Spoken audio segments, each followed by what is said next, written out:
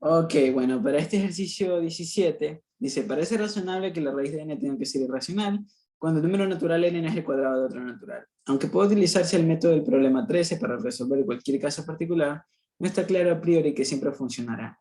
Para resolver el caso general se requiere, pues, disponer de más información. Un número natural P se dice que es un número primo si no puede escribirse como producto de otros dos, a no ser que uno de ellos sea P y el otro 1. Por conveniencia se considera además que uno no es un número primo. Los primeros números primos son 2, 3, 5, 7, 11, 13, 17 y 19. Si un natural mayor que 1 no es primo, entonces n, dicho natural, es igual al producto de a por b, siendo a y b menores que n. Si uno de los dos, a o b, no es primo, puede ser factorizado de manera parecida. Continuando de esta manera, puede mostrarse que n puede escribirse como un producto de primos. Por ejemplo, 28 es 4 por 7 y el 4 es 2 por 2 por 7. Convierte el argumento anterior en una demostración rigurosa por inducción completa. De hecho, cualquier matemático razonable aceptaría esta argumentación informal, debido en parte a que para él o ella sería obvio cómo realizar la demostración rigurosa. Dice. Ok, entonces empecemos. Como dato tal vez curioso, podría ser el hecho de ver que 4 es el primer número natural no primo mayor que 1, ¿verdad? Entonces, 4 es claro que se puede ver como 2 por 2, donde 2 es el número primo, y se ve claramente que 2 es menor que 4, ¿no? Ya. Ahora, bueno, ya como dije, 2 es primo. Ahora vamos a suponer, como lo recomienda la hipótesis de inducción completa, suponer que para todo número natural menor o igual que n, es cierto que k es un número primo, o k puede escribirse como un producto de primos. Por supuesto aquí k como P1 por P2 por así sucesivamente hasta por Pm, donde P1, P2 hasta Pm son números primos. Ahora, vamos a ver qué pasa para n más 1. Para n más 1 hay dos posibilidades.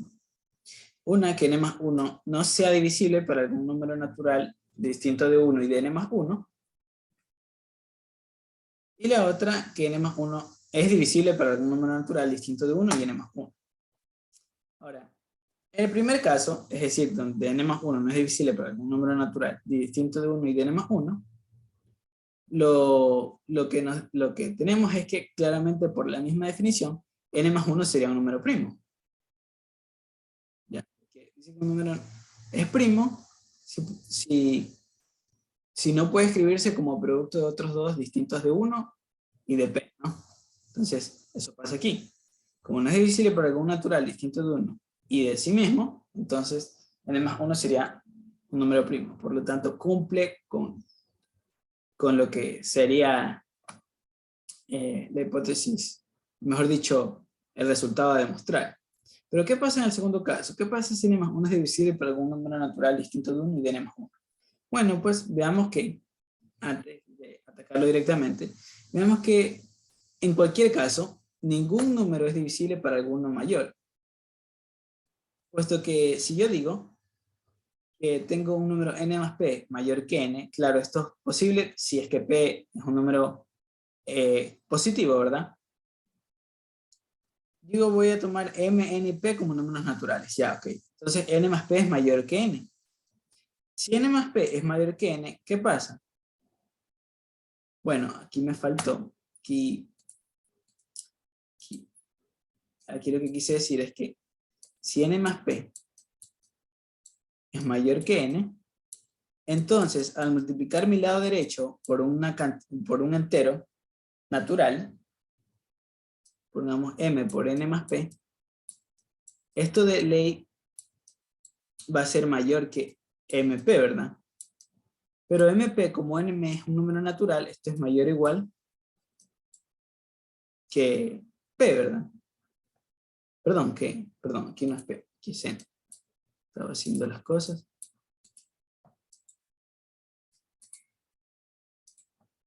Mn. Pero este mn es mayor o igual que n. Entonces, ¿qué tendría yo? Ah, ya, tendría que m por n más p es estrictamente mayor que n. Por lo tanto, no es posible que n sea divisible para m por n más p. ¿Ya? En otras palabras, perdón. Por lo tanto, n no es posible que sea igual a un producto de n por p. Es decir, n no es divisible para n más p. ¿Ya? De ahí es que tengo que en ningún caso un número es divisible para alguno mayor. En este caso, hablamos solamente, estrictamente de números enteros. Recordemos que estamos tomando MNP, números enteros, y más precisamente estamos tomando números naturales. ¿Okay? MNP son números naturales. Así, si yo tengo que un número es mayor que otro, pues este menor no puede ser divisible para uno mayor, ¿no? Ok. Entonces, eso es lo que quise acotar aquí, agregar aquí, pero no me momento. Igual voy a dejar escrito aquí. Esto sería mayor, ¿verdad? Que n. O sea, esta cantidad m por n más p sería mayor que n por n, perdón, que m por n. Y esta a su vez mayor que n. Mayor o igual que n. Ya, entonces.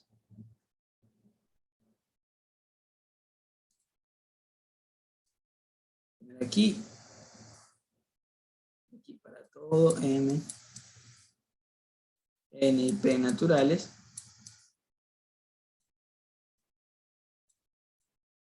Ahí sí. Ok, entonces eso era lo que quería contar. Ningún número entonces es divisible para alguno mayor. Ahora dicho esto, ¿qué es lo que va a pasar? Veamos.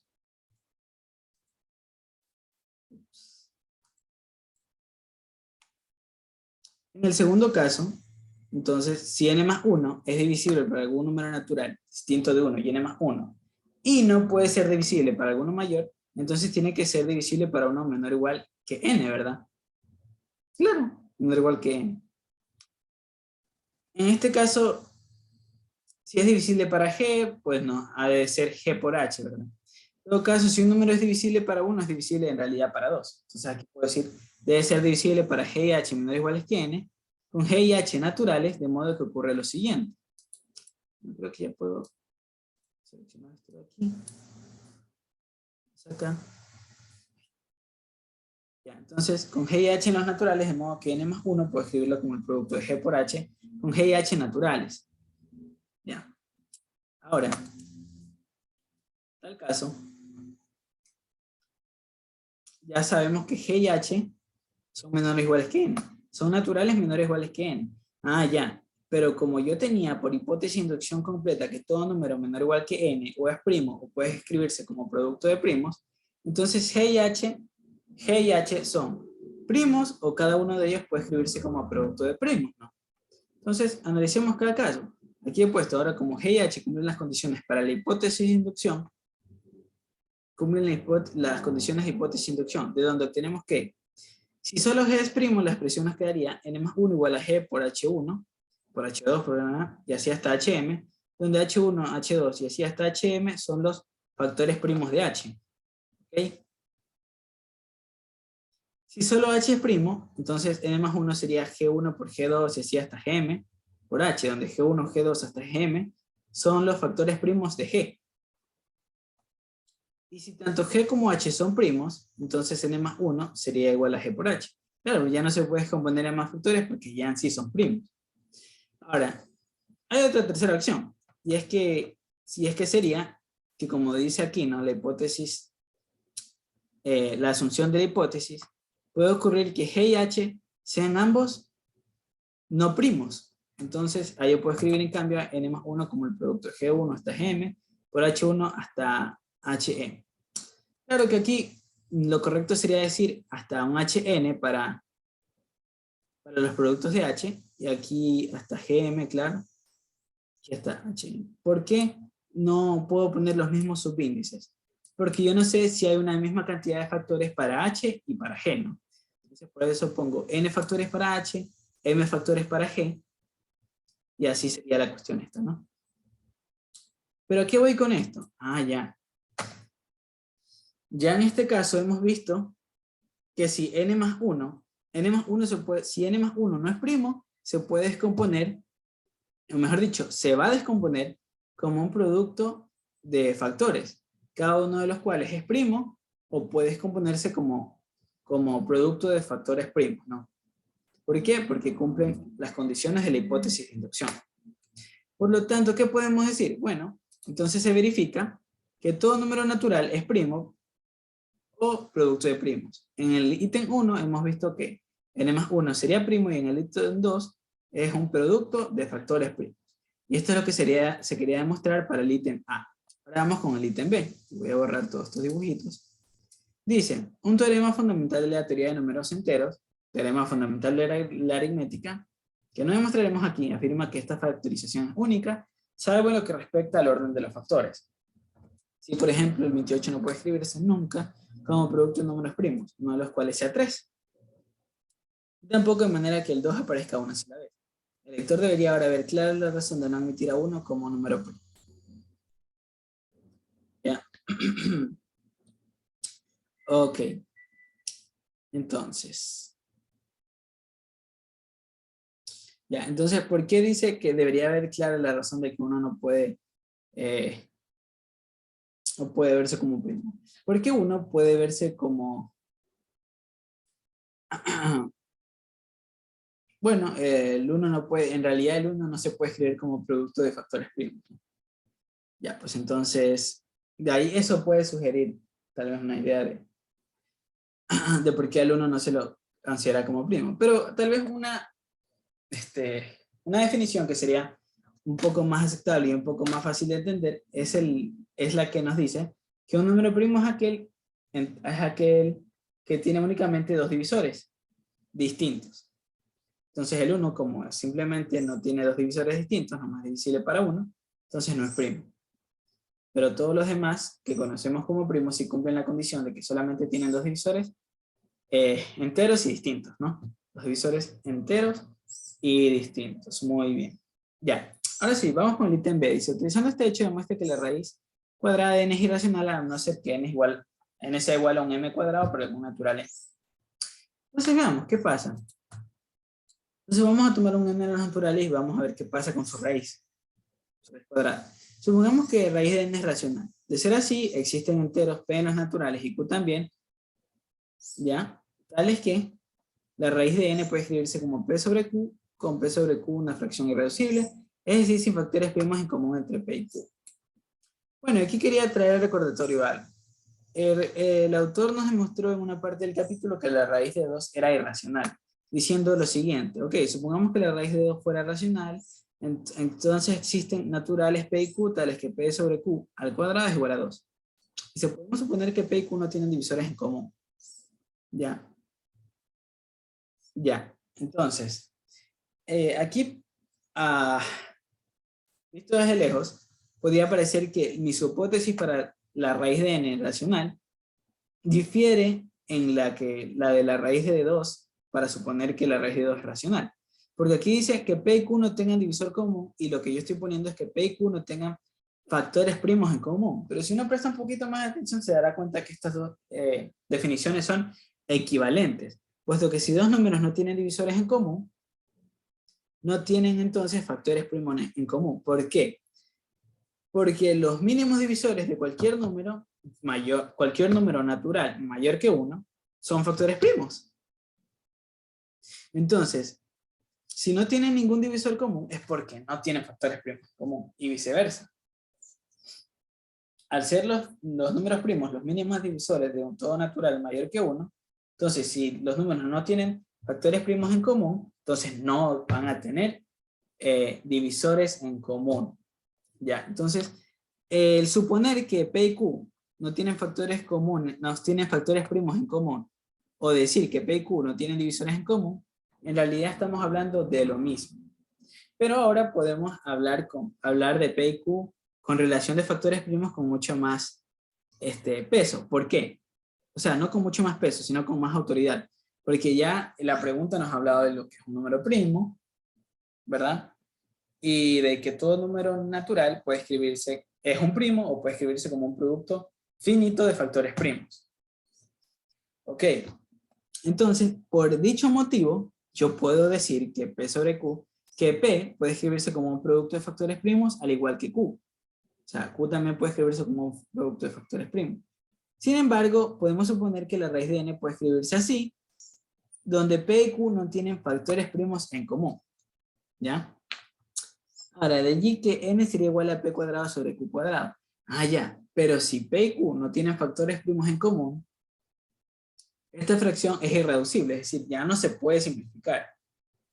Por ejemplo, 4/3 es una fracción irreducible, pero 4/3 no es un entero. Entonces, ¿cuál es la única manera en que una fracción me dé un entero, una fracción irreducible, sea un entero? Es cuando el denominador sea 1. ¿Okay? Entonces, esto implica, esto sí, solo sí, el denominador es 1 y n es igual a p cuadrado. Ah, pero p era un entero. Entonces tengo que la raíz de n es racional solo si es el cuadrado de un entero, y es precisamente lo que se demuestra, lo que pide demostrar el ítem B. Muestra que la raíz de n es irracional a no ser que n sea igual a m cuadrado. Y aquí hemos visto que la raíz de n será igual a un racional solo si es que ese n es el cuadrado de un entero. Ahora vamos con el ítem, que es lo que se quería demostrar. Ahora vamos con el ítem C. Dice, más en general demuestra que la raíz enésima de k es irracional, a no ser que n sea igual a m a la k. ¿Ya? Entonces, de manera similar, podemos decir, tomar a n natural y estudiar la raíz k-ésima de n. Entonces, supongamos que la raíz k-ésima de n es racional, de donde existen naturales, p y q, donde, al igual que en el caso anterior, la raíz enésima de k puede escribirse como una fracción irreducible. Claro, si p y q ya no tienen factores primos en común, aquí es claro ver que n sería igual a p a la k sobre q a la k. Ah, pero si p a la k y q a la k no tienen factores primos en común, no puede simplificarse p a la k y q a la k, ¿no? Ya, y nuevamente, si es que p a la k y q a la k me generan un número entero y es una fracción irreducible, esto es solo si q es 1 y n, o sea, q es 1 y aquí me quedaría que n es p a la k. Y p era un entero y natural. Ya, entonces, si solo si, n es igual a p a la k. ¿Ok? Muy bien. Perfecto. Y ya esto es lo que pedía literal. Ahora dice, B, ninguna discusión sobre números primos debería excluir la hermosa demostración de Euclides de que existe un número infinito de ellos. Demuestra que no puede haber solo un número finito de primos. Y aquí nos da un hint, lo que sería una indicación. Un número finito de primos desde P1, P2, P3 hasta Pn, considerando el producto de ellos más 1. Entonces, las cosas van en este sentido. Sí, desde P1 hasta Pn, bueno, aquí hasta Pn, ¿verdad? Me dice la indicación, que puse n, perdón, m. Aquí es n. Si desde P1 hasta Pn fueran todos los primos, ¿qué pasa? Bueno, al considerar el producto de todos ellos más 1, analicemos su divisibilidad. Entonces veamos que este número, por la unicidad del producto de primos, ya vimos en antes, ¿no? Que el autor nos decía, ¿no? Que todo número tiene una descomposición única en producto de factores primos, donde cada de ellos, salvo su orden, ¿no? Todo número puede escribirse como un producto único de factores primos, salvo el orden en que se ubique. Entonces, el producto desde P1 hasta Pn solamente se puede escribir de esa única forma. ¿Ya? Eso, si esos son todos los primos, esa sería la única manera en que se puede escribir. Claro, salvo el orden. Es decir, el producto P1 por 2, P1, P2 hasta Pn, puedo escribirlo como P2 por P1, P3, P5, así hasta Pn. En fin. Pero salvo ese orden, el producto de P1 hasta Pn es único. ¿Ya? Entonces, este aquí es un número único al cual estoy sumando 1. Pero por la unicidad, que ya mismo lo remarco, por la unicidad del producto de primos, salvo su orden, ocurre que P1, el producto de P1 por 2, P1 por P2 hacia hasta Pm, más 1, no es divisible para ningún pk. Por eso puesto, no es divisible para pk con k desde 1 hasta m. ¿Por qué? Porque el residuo siempre es 1. Veamos que no es divisible para P1 porque hay un residuo de 1. No es divisible para P2 porque hay un residuo de 1. Y así llegaremos a que no es divisible para Pn, nuevamente, que era n. Y aquí también n. En realidad no hace ninguna distinción poniendo n o m. De hecho voy a borrar esto. Ups. Simplemente, o sea, lo estoy corrigiendo ahorita con n porque así dice la sugerencia. Pero no hay ningún problema con haber puesto m, por si acaso. Y entonces no es divisible para ninguno de ellos porque el residuo siempre es 1. Ah, ya. Entonces, ¿qué llegamos? Como habíamos dicho que P1 hasta Pn eran todos los números primos que existían, suponiéndose, ¿no? Se suponía que esos eran todos los números primos. Entonces, como este nuevo número de P1, P2 por P así hasta Pn más 1 no es divisible para ninguno de ellos, resulta ser un nuevo primo. ¿Ya? Porque no puede ser divisible para ningún número primo anterior. Entonces, ¿qué resulta? Ah, ya, resulta que este nuevo número que acabamos de construir es un número primo. Pero hemos llegado a una contradicción. ¿Por qué? Porque habíamos dicho que P1 por P2 hasta Pn eran todos los primos. Aquí me faltó la coma. Y si P1, P2 hasta Pn eran todos los primos. ¿Ya? Entonces, aquí hemos construido un primo claramente mayor que los demás, totalmente nuevo, lo cual genera una contradicción, porque habíamos dicho que estos eran todos. Ah, ya. Entonces, ¿dónde ocurrió la contradicción? Al asumir que existía un número finito de números primos. Por lo tanto, bueno, aquí ya puse que P1 por P2 hasta Pn más 1 es primo, por lo tanto, no hay un número finito de primos. ¿Ya? Entonces, así hemos mostrado que hay una cantidad infinita de números primos. Muchas gracias.